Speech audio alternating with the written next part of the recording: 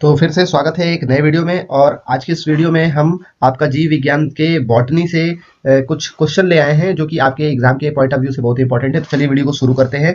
और अगर आपने हमारे चैनल को सब्सक्राइब नहीं किया तो सब्सक्राइब कर लीजिए। वीडियो अच्छा लगे तो लाइक करिए, लोगों के साथ शेयर करिए। ये आपके एग्जाम के पॉइंट ऑफ व्यू से बहुत ही इंपॉर्टेंट होने वाले हैं। तो चलिए वीडियो को शुरू करते हैं। लौंग होता है लौंग क्या होता है? लौंग होता है शुष्क पुष्प कलिका होती है। कॉफी प्राप्त होती है, कॉफी जो होती है वो बीजों से प्राप्त होती है। कॉफी पाउडर जो के साथ मिलाया जाने वाला चिकोरी चूर्ण प्राप्त होता है। कॉफी पाउडर के साथ मिलाया जाने वाला चिकोरी चूर्ण जो होता है वो प्राप्त होता है जड़ों से। अफीम प्राप्त होती है पेपेवर सोमनीफेरम से। अफीम जो होता है वो पेपेवर सोमनीफेरम से प्राप्त होता है। रेस्प्रिन नामक औषधि प्राप्त होती है। रेस्प्रिन नामक औषधि प्राप्त होती है रावुल्फिया सर्पेटाइना से।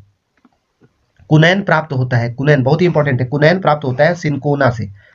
हल्दी चूर्ण टर्मरिक पौधे का किस भाग से प्राप्त होता है? हल्दी चूर्ण जो होता है वो टर्मरिक पौधे के किस भाग से प्राप्त होता है? तो ये शुष्क प्रकंद कहलाता है और शुष्क प्रकंद से प्राप्त होता है। तंबाकू की पत्तियों में होता है, तंबाकू की पत्तियों में होता है निकोटीन। किस वनस्पति खाद्य में अधिकतम प्रोटीन होता है? तो सोयाबीन में अधिकतम प्रोटीन होता है। पत्ती के लाल, नारंगी और पीला रंग किसके कारण होता है? पत्ती के लाल, नारंगी और पीला रंग जो होता है वो कैरोटीनाइड के कारण होता है। बहुत इंपॉर्टेंट क्वेश्चन है। कैरोटीनाइड के कारण पत्तियों का जो रंग हो जाता है वो लाल, नारंगी या पीला हो जाता है। किस पादप को शाकीय भारतीय डॉक्टर कहते हैं? आंवला को शाकीय भारतीय डॉक्टर कहते हैं। बहुत इंपॉर्टेंट क्वेश्चन। जैव ईंधन किसके बीज से प्राप्त होता है? ये भी बहुत इंपॉर्टेंट क्वेश्चन है। तो जैव ईंधन जो होता है, बायोडीजल जो होता है वो जेट्रोफा के पौधे से, जेट्रोफा से प्राप्त होता है। दालचीनी पेड़ के किस भाग से प्राप्त होती है? तो दालचीनी जो होती है वो पेड़ के छाल से प्राप्त होती है। तारपीन का तेल प्राप्त किया जाता है चीड़ से, चीड़ से तारपीन का तेल प्राप्त किया जाता है। हसीस पौधे के किस भाग से प्राप्त की जाती है? हसीस जो होते हैं वो तने तथा नर पुष्पक्रम के निस्राव से प्राप्त की जाती है। अर्धपारगम्य कला में होकर कम से अधिक सांद्रता की ओर विलायक का प्रवाह कहलाता है परासरण। अर्धपारगम्य कला से होकर कम से अधिक सांद्रता की ओर विलायक का प्रवाह कहलाता है, वो कहलाता है परासरण। एक कोशिका आयतन में बढ़ती है, एक कोशिका आयतन में बढ़ती है जब यह रखी जाती है एक अल्प परासरी विलयन में। जल में रखे बीज फूलते हैं अंतः शोषण के कारण। उर्वरकों का अधिक मात्रा में प्रयोग पौधों की मृत्यु का कारण बनता है बाह्य परासरण के कारण। पौधों में जल का परिवहन होता है, बहुत इंपॉर्टेंट क्वेश्चन है। पौधों में जो जल का परिवहन होता है वो जाइलम के द्वारा होता है। भूमि में पौधों की जड़ों के लिए उपलब्ध जल होता है कोशिका जल। भूमि में पौधों की जड़ों के लिए उपलब्ध जल होता है कोशिका जड़। पौधों की वृद्धि के लिए कितने आवश्यक तत्वों की आवश्यकता होती है? या पौधों की वृद्धि के लिए कितने आवश्यक तत्वों की जरूरत होती है? वो 16 तत्वों की जरूरत होती है। पौधों में पत्ते के पृष्ठ पर पाए जाने वाले लघु छिद्रों का नाम क्या है? तो जो पौधों के पत्तों पर पाए जाने वाले लघु छिद्र हैं उनको कहते हैं रंध्र। पादप जल सर्वग में प्रतीक का प्रयोग क्या दर्शाने के लिए होता है? ये जो सिंबल है इसका प्रयोग दिखाता है जल का विभव, जल विभव दर्शाने के लिए ये प्रतीक चिन्ह उपयोग होता है। किस तत्व की कमी के कारण धान में खैरा रोग या लघुपत रोग हो जाता है? तो इंपॉर्टेंट क्वेश्चन है। जस्ते की कमी के कारण धान में खैरा रोग या लघुपत हो जाता है।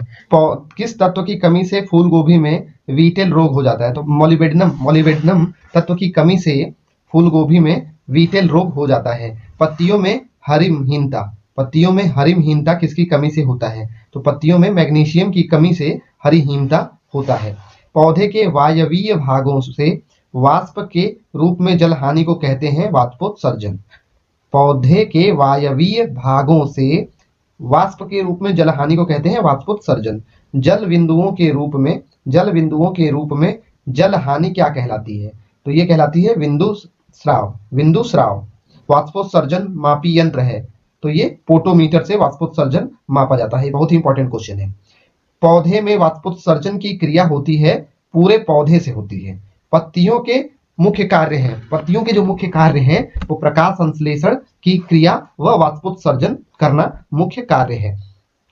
किस क्रिया के फलस्वरूप पौधों में ऑक्सीजन का निकास तथा कार्बन डाइऑक्साइड का अवशोषण होता है? तो वो क्रिया होती है प्रकाश संश्लेषण की क्रिया के द्वारा। प्रकाश संश्लेषण की दर सबसे अधिक होती है लाल रंग के प्रकाश में। ये बहुत ही इंपॉर्टेंट क्वेश्चन है। प्रकाश संश्लेषण की जो दर होती है वो सबसे अधिक होती है लाल रंग के प्रकाश में। प्रकाश संश्लेषण की दर सबसे कम होती है हरे रंग के प्रकाश में। प्रकाश संश्लेषी अंगक है हरित लवक, क्लोरोफिल। प्रकाश संश्लेषी जो अंगक है उसको कहते हैं हरित लवक या क्लोरोफिल। प्रकाश संश्लेषण होता है केवल दिन में। प्रकाश संश्लेषण के लिए कौन सी गैस आवश्यक है? तो वो है कार्बन डाइऑक्साइड। क्लोरोफिल में कौन सा धातु आयन पाया जाता है? क्लोरोफिल में कौन सा धातु आयन पाया जाता है? तो मैग्नीशियम। प्रकाश संश्लेषण में पर्णहरित की भूमिका है प्रकाश का अवशोषण करने के लिए। ऊर्जा रूपांतरणों में से किसके द्वारा प्रकाश संश्लेषण की क्रिया संपादित होती है? तो प्रकाश से रासायनिक ऊर्जा, प्रकाश संश्लेषण द्वारा जो ऊर्जा का रूपांतरण होता है वो प्रकाश से रासायनिक ऊर्जा में ऊर्जा का रूपांतरण होता है। प्रकाश संश्लेषण में पौधे कौन सी गैस का अवचूषण करते हैं? तो कार्बन डाइऑक्साइड का अवचूषण करते हैं।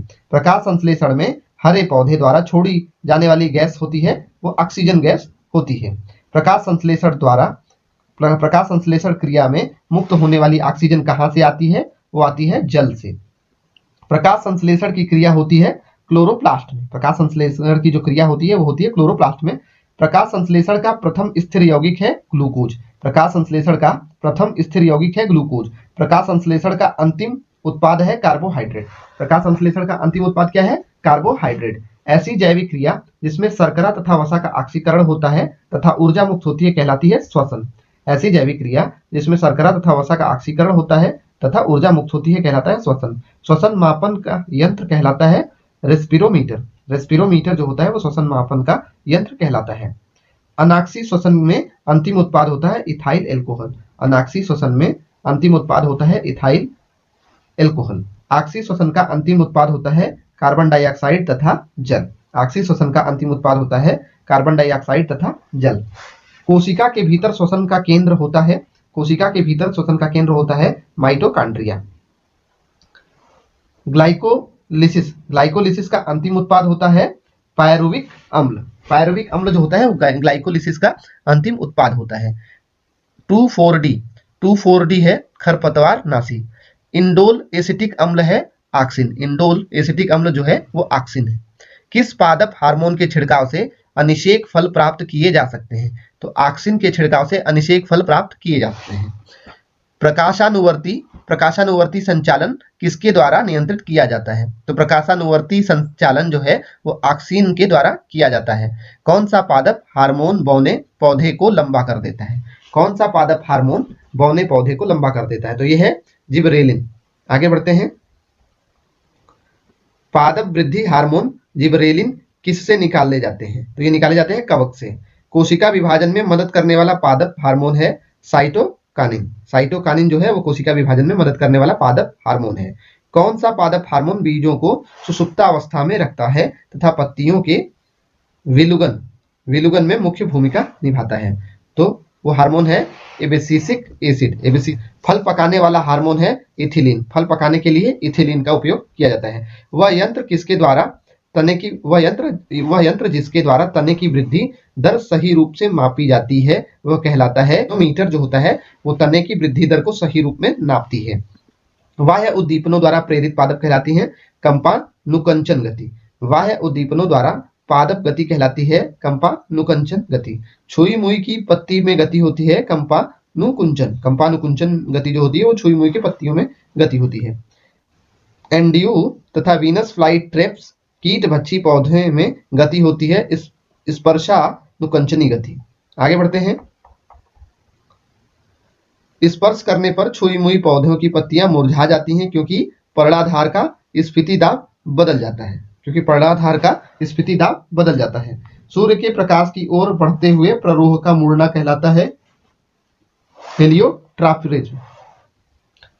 सूर्य के प्रकाश की ओर बढ़ते हुए प्रवाह का मुड़ना कहलाता है हेलियोट्रॉपिज्म। पादप रोगों का सबसे उत्तरदायी कारक है फफूंदी। तो ये रहे आज के इंपॉर्टेंट क्वेश्चन जो आपके एग्जाम के पॉइंट ऑफ व्यू से बहुत ही इंपॉर्टेंट थे। वीडियो अच्छा लगा हो तो लाइक करिएगा, शेयर करिएगा, चैनल को सब्सक्राइब कर रहिएगा। मिलते हैं अगले वीडियो में। जय हिंद, जय भारत।